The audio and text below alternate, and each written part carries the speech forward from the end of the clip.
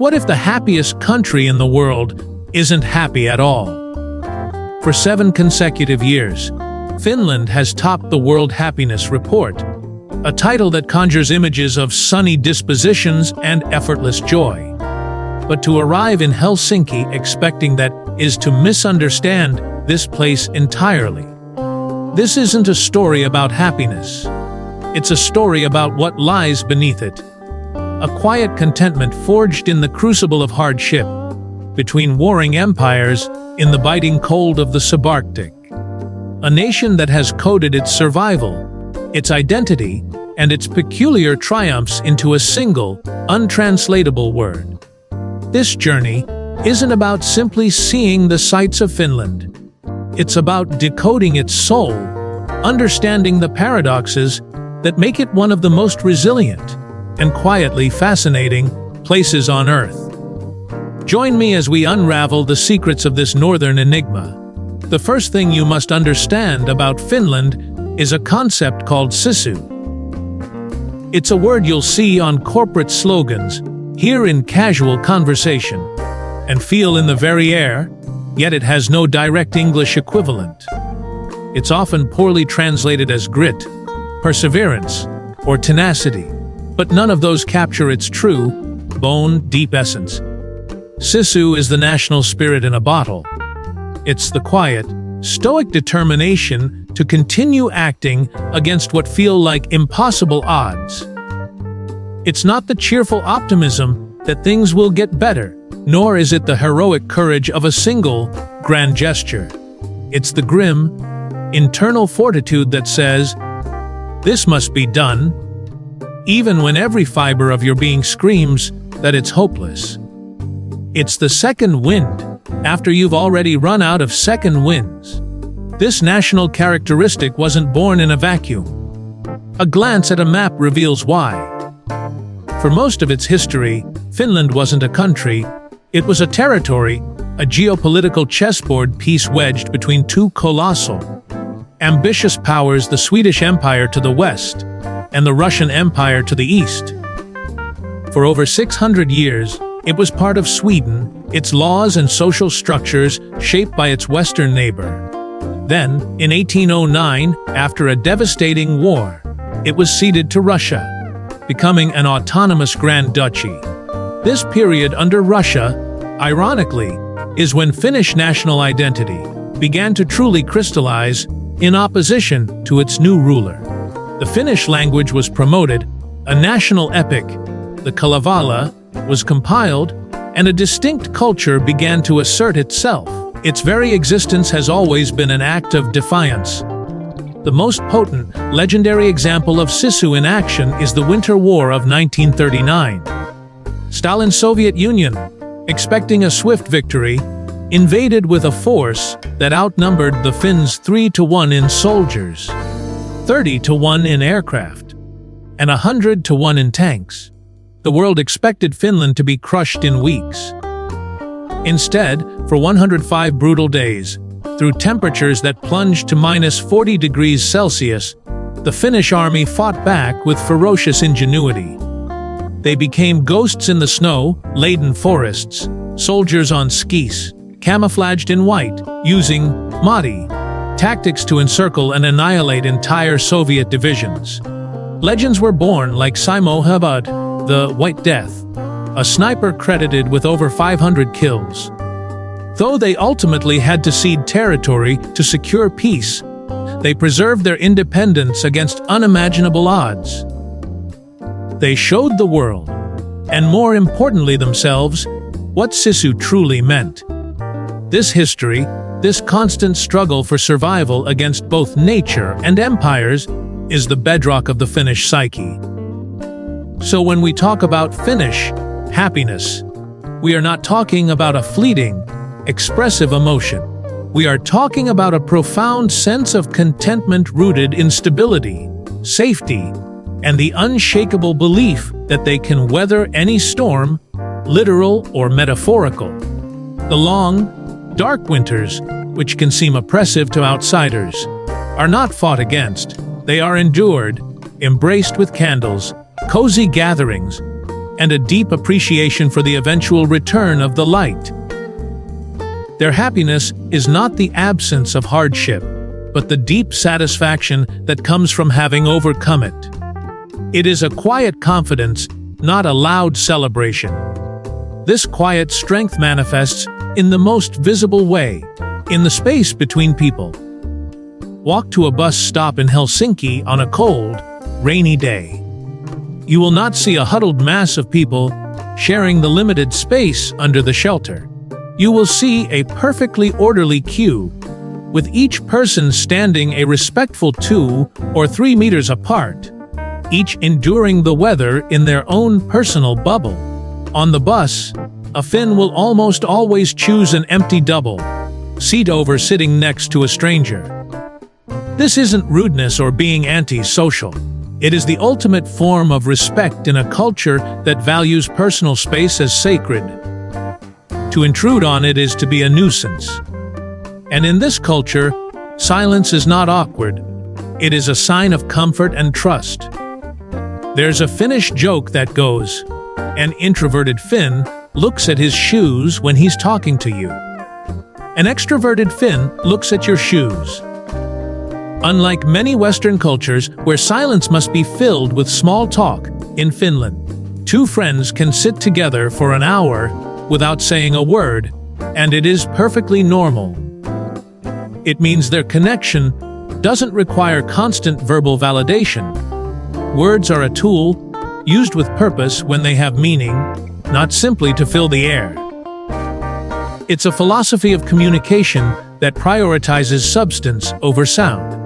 But if you want to find the true heart of this silent society, you must enter its most sacred space, the sauna. The numbers are staggering. In a nation of 5.5 million people, there are over 3 million saunas. They are in private apartments, in corporate headquarters, in the parliament building, and even in portable tents at summer festivals. Around 90% of Finns go to the sauna at least once a week. But this is not merely a spa treatment. It is a foundational, almost spiritual ritual of Finnish life. The sauna is the great equalizer. Inside its cedar-scented heat, there are no job titles, no hierarchies, no designer clothes. Everyone is stripped bare, literally and metaphorically. It is a place for deep, honest conversations that might never happen in the outside world. It is a place for business deals to be sealed, for families to bond, and for individuals to find profound solitude. The process itself is a ritual. The gentle throwing of water on the hot stones to create low, yellow steam. The gentle tapping of the skin with a vita, a bundle of fresh birch twigs, to improve circulation. Historically, it was a place of immense significance. A sterile environment for childbirth, a place to heal the sick, and the space where the bodies of the dead were washed and prepared for burial. It encompassed the entire cycle of life. To endure the intense, cleansing heat, often followed by a shocking plunge into an icy lake or a roll in the snow, is a physical embodiment of sisu. It's about pushing your body to its limit to emerge purified, resilient, and reborn. It is in the silent, steaming darkness of the sauna that the Finnish soul is truly laid bare.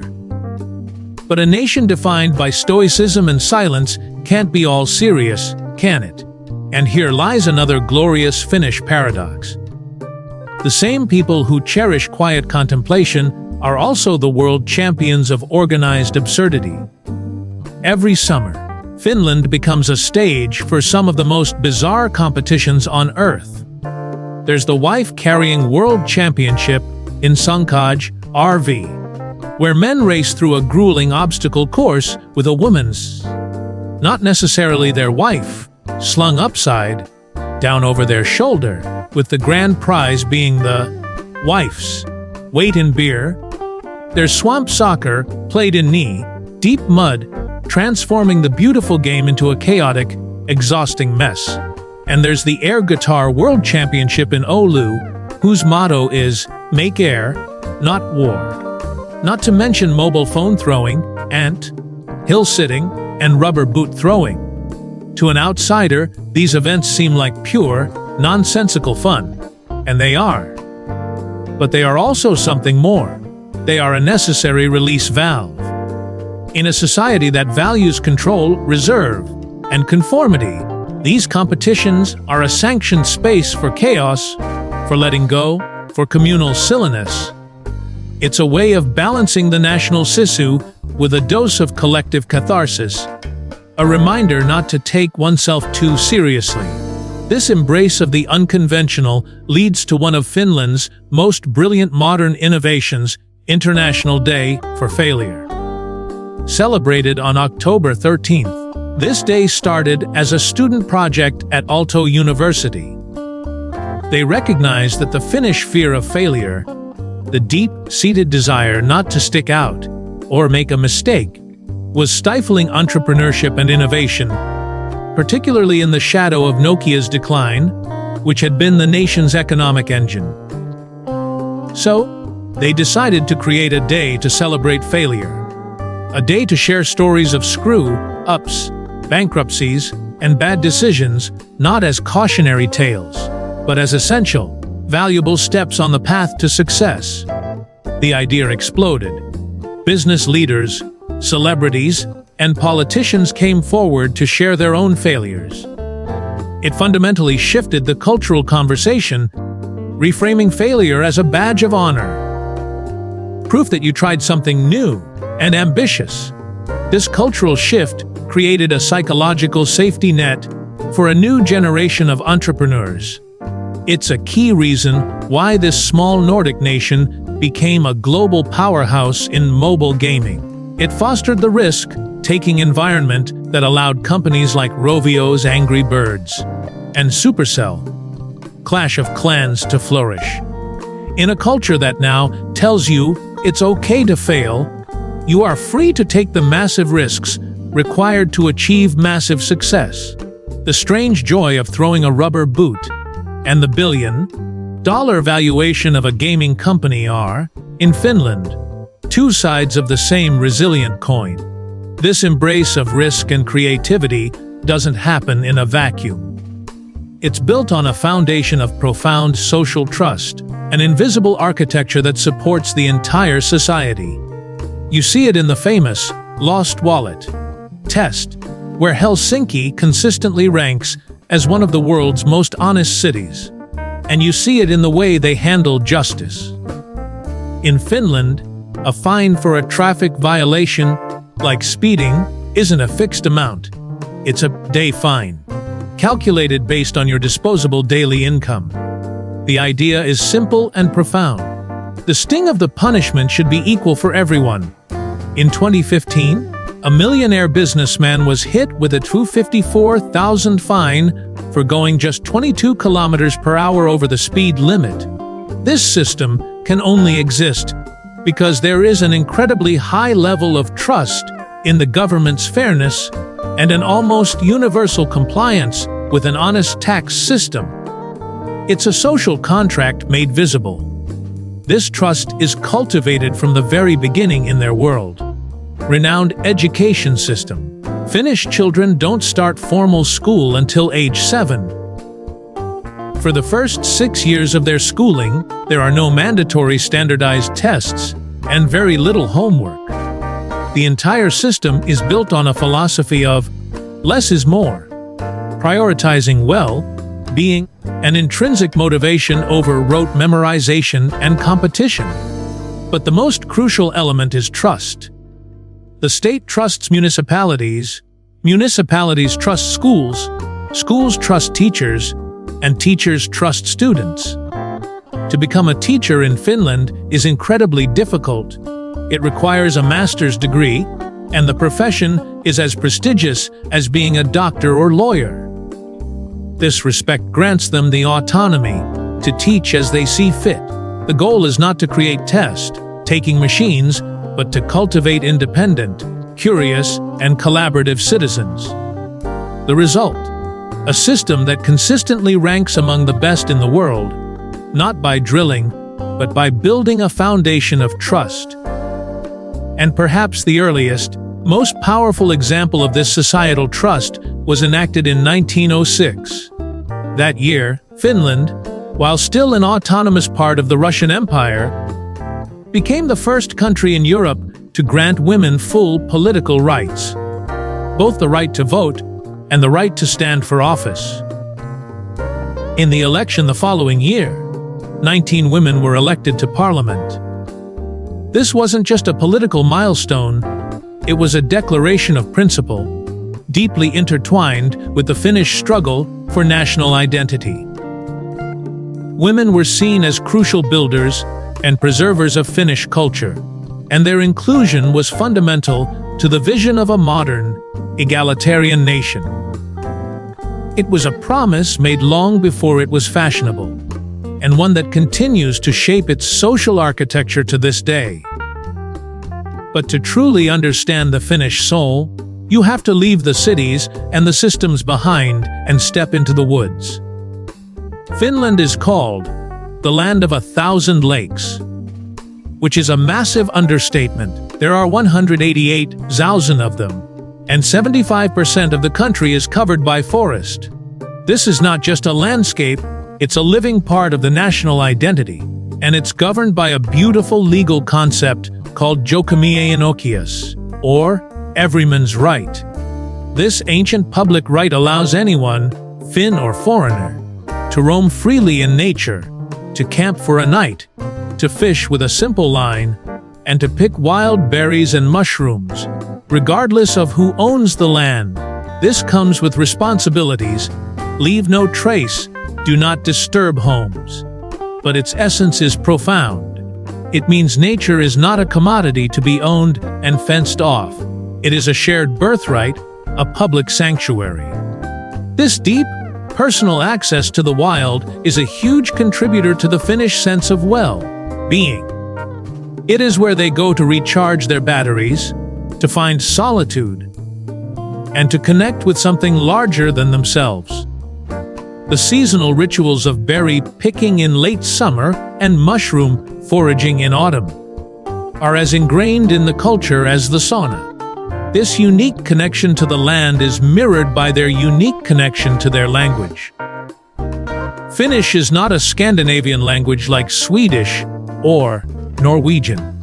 It's not a Germanic language at all. It belongs to the tiny Finno-Ugric language family, its closest major relative being Hungarian, thousands of kilometers away. With its 15 grammatical cases, lack of prepositions, and a love for creating impossibly long compound words, it has acted as a cultural fortress, preserving a distinct Finnish identity through centuries of foreign rule. It reinforces their sense of being different, of being uniquely themselves. And this leads us to the final, thundering paradox. What is the soundtrack to this quiet, nature-loving, reserved nation? Heavy metal. Finland has, by a staggering margin, the most heavy metal bands per capita in the world. From the symphonic epics of Nightwish to the cello-driven metal of Apocalyptica, the genre is completely mainstream here. You'll hear it in supermarkets and on primetime radio. How can this be? Perhaps the dark, complex, and emotionally raw power of metal is the perfect catharsis for a people who don't wear their emotions on their sleeves. It resonates with the national epic, the Kalevala, which is full of dark, dramatic, and heroic stories. It is the sonic expression of the long, dark winters and the internal struggles. It is, in its own powerful way, the sound of sisu. We came to Finland looking for the secret to happiness, and we found something far more complex and profound. We found sisu. Finland's story is not about being the happiest country, but about being one of the most resilient. It teaches us that true contentment isn't found in avoiding life's difficulties, but in building a society based on trust, a culture that finds strength in silence, and a national character that knows how to endure, how to innovate, and how to find a strange, beautiful joy in the heart of the storm. It's a quiet masterpiece of a nation, forged in ice and fire, and built to last. What part of the Finnish character, the sisu, the silence, or the strange joy of failure, resonates with you the most? Share your thoughts or questions in the comments below. If this story opened up a new perspective for you, please share it with a fellow traveler who loves to dig deeper. Subscribe for more in-depth analysis of the world's most fascinating and misunderstood places. And if you're curious about another nation forged in a unique history, check out our video right here. Thank you for joining the journey.